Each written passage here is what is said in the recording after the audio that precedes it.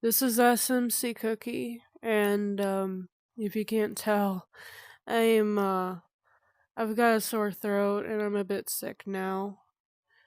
But I really wanted to play a game, so hello and welcome. Um let's get started.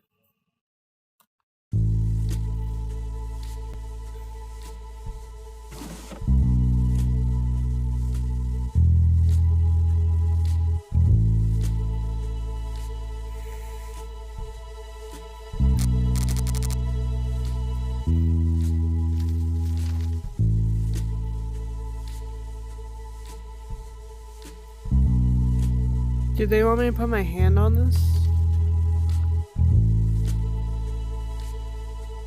Okay. Oh, I think that was like my save spot. Okay. Yeah, we can confirm that. Yeah. I didn't want to be sick, just laying around, so I wanted to be useful. So, welcome to the reel. Okay. Play the reel. Oh, okay. Well, this is the play button. Oh, what a tingus. Alright. Sorry about that. I've never seen these ones up close, so I apologize.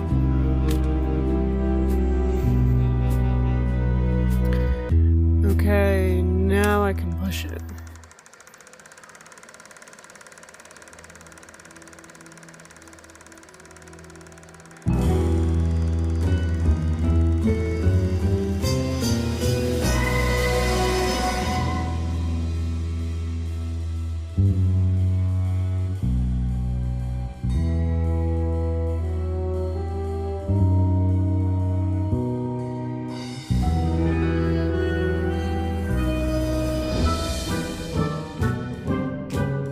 Okay.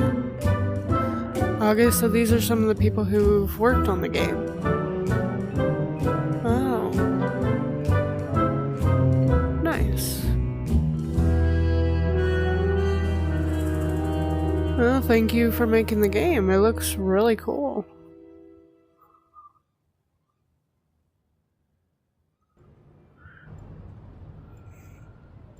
It's really hard to make a game nowadays. Like, will you turn on the light, please? I have no idea what is involved. She sounds kind of quiet, so I'm gonna raise up the volume. Thank you. Alright. So these are the last boxes from the car. Finally. What's all this? Wow, she's really What? pretty. I can imagine my uncle had this many friends. Oh, come on. Just because he's dead or declared dead doesn't mean he was this wonderful man. He's so dusty in here. I'm actually surprised this place didn't collapse during the war. And thanks again for helping with this, by the way. No problem. I haven't spoken about this in a very long time, but seeing as we are up here rooting through all his crap, I may as well tell you some stuff about him. What? How does that still work? Oh, pass it here. I bet you 100 pesetas that this is my mother. Hola? Hola, mama. Dude, I would have her we're as a just best starting friend. now.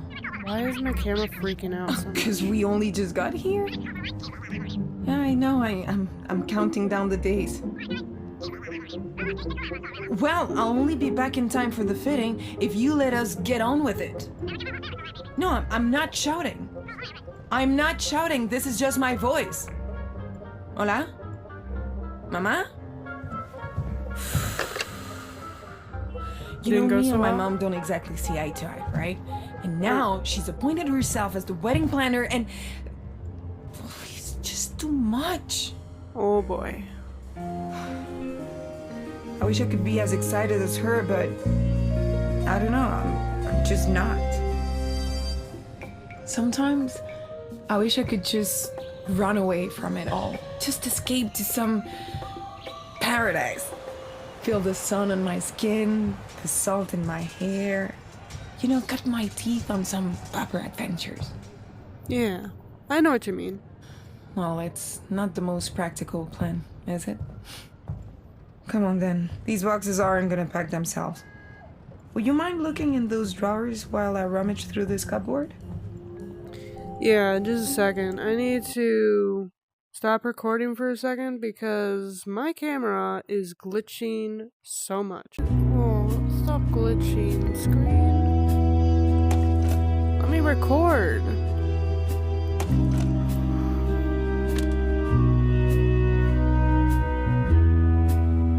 If I can't record based off of my headset, I might have to record off of my phone casting.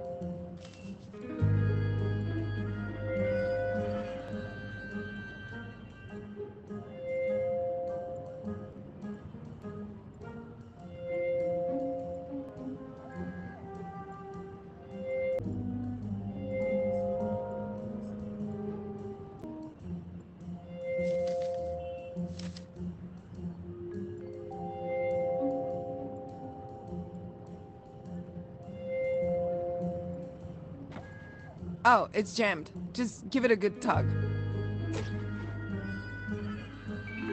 Oh yeah, sorry. I was telling you about my uncle. Firstly, don't be fooled by the cheesy bow tie. This man had some real skeletons in his closet. I must have been 9 or 10 years old when I got sent here. I was a bit of a troublemaker growing up, and my parents thought I could use some old-fashioned Catholic discipline. Though when I got here, discipline was the last thing on my mind.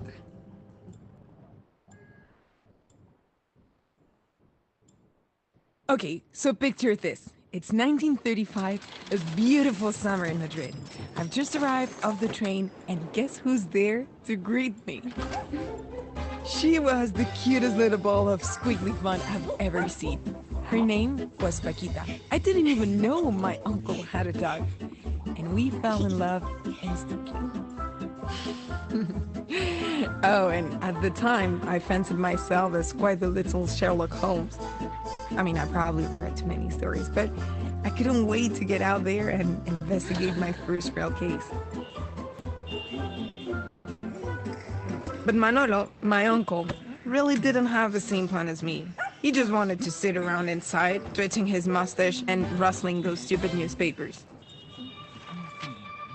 This was going to be my summer?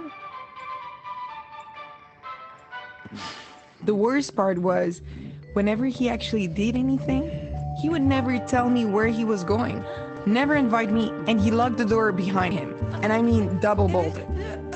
So soon enough, my exciting adventure had turned into a bad case of cabin fever. I remember wondering if I could genuinely die of boredom.